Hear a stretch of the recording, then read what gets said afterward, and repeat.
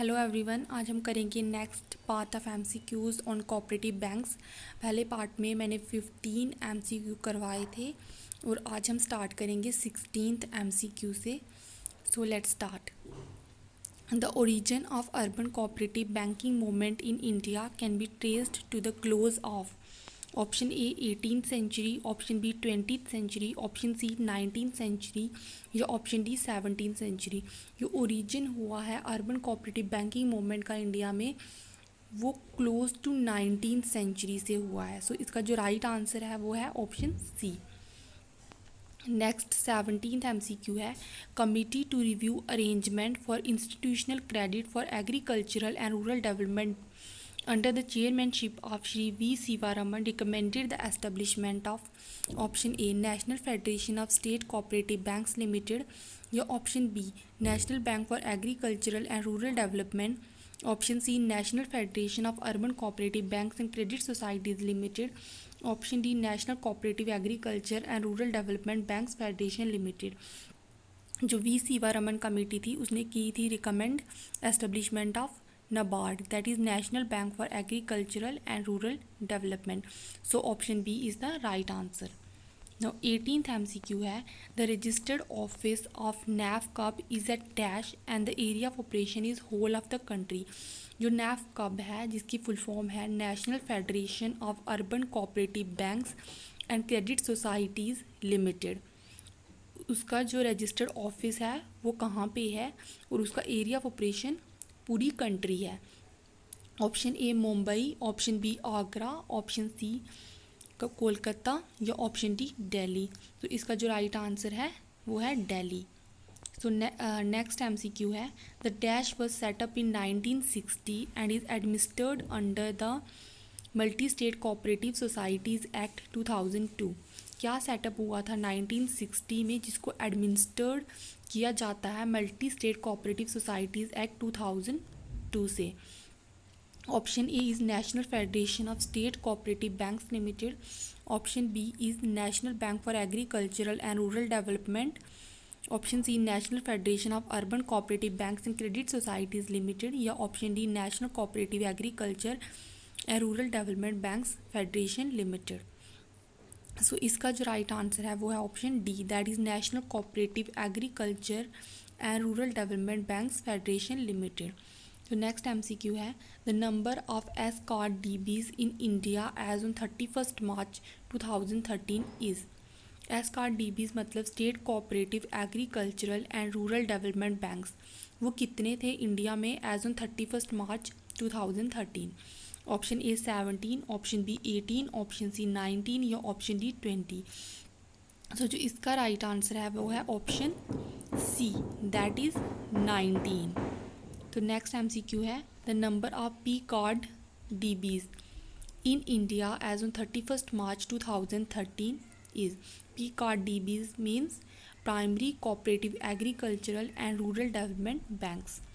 Option A is 714, option B is 815, option C is 987, option D 194। तो इसका जो right answer है वो है ऑप्शन ए, दैट इज़ 714।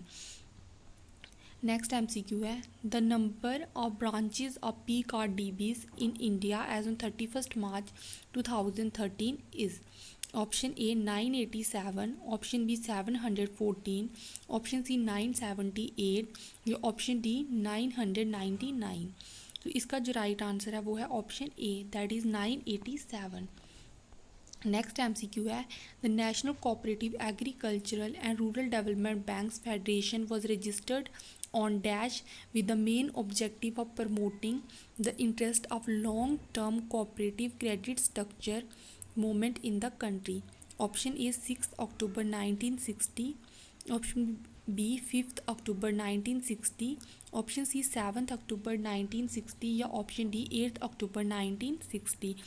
इसका जो राइट आंसर है वो है option A, that is 6th October 1960। National cooperative agriculture and rural development banks federation registered हुआ था on 6th October 1960।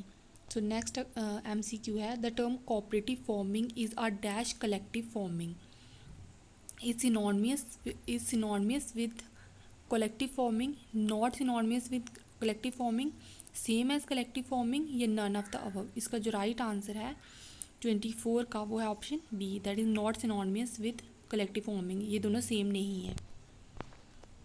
So next है the kibbutz is a typical example of cooperative farming in.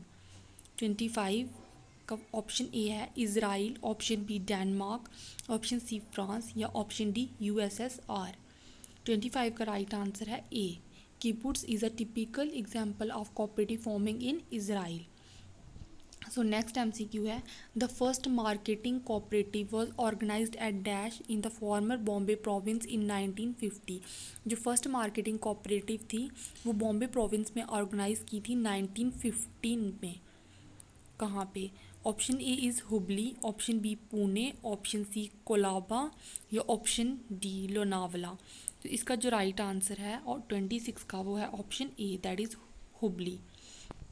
27th MCQ है the first marketing cooperative was organised at Hubli in the former Bombay province in, जैसे कि हमने पिछले MCQ में देखा, इसका राइट आंसर है 1915.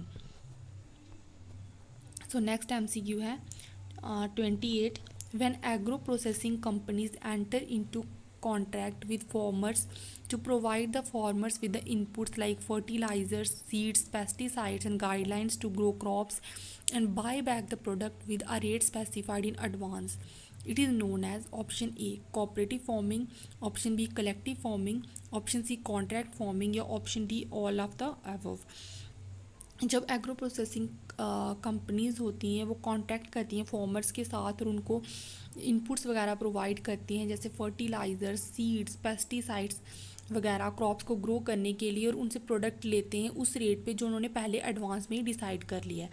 तो इस टाइप ऑफ फार्मिंग को बोलते हैं contract farming. Option C is the right answer. So next MCQ is the well known sobriquet Milma refers to. Option A Amul cooperative, option B Anand dairy, option C Kerala cooperative milk marketing federation या option D none of the above. So इसका जो right option है वो है option C, that is Kerala cooperative milk marketing federation.